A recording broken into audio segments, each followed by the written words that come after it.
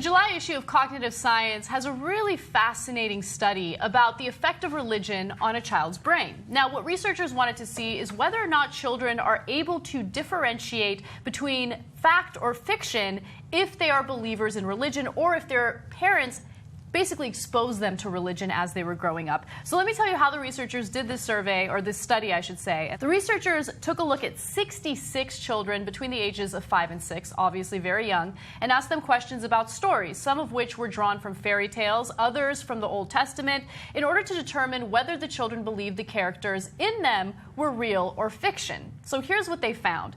Through the research, they realized that religious teaching, especially exposure to miracle stories, leads children to a more generic receptivity toward the impossible. That is, a more wide-ranging acceptance that the impossible can happen in defiance of ordinary causal relations.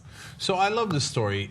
In hindsight, it's actually so obvious, right? Mm-hmm.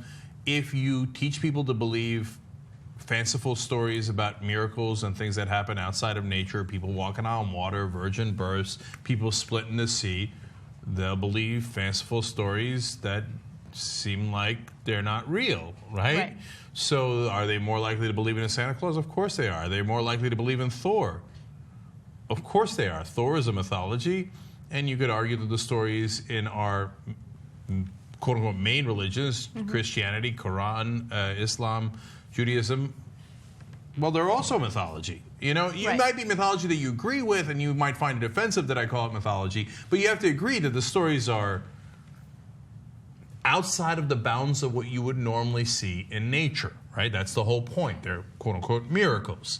So if you teach a kid from an early age that that's real, that happens, of course he's going to believe that things that don't make sense are also real.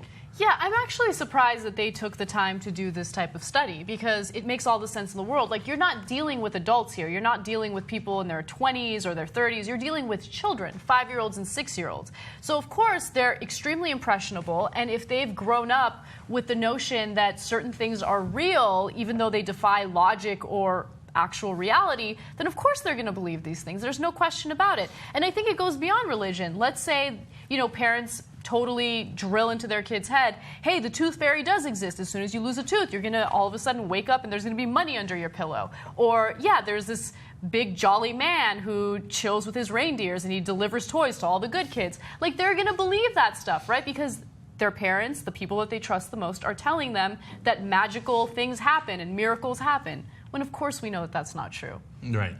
So they did have to do the study, though, because I bet you if you told religious people, you know, your kids are more likely to believe crazy stuff, they'd be like, that is offensive and ridiculous. Of course not. No, they're very logical. No, no, you literally made your children less rational. Congratulations. And now, listen to these profound words by Dr. Jack Howes. Heaven, the place where the Lord God Almighty dwells. Let us compare it to New York City.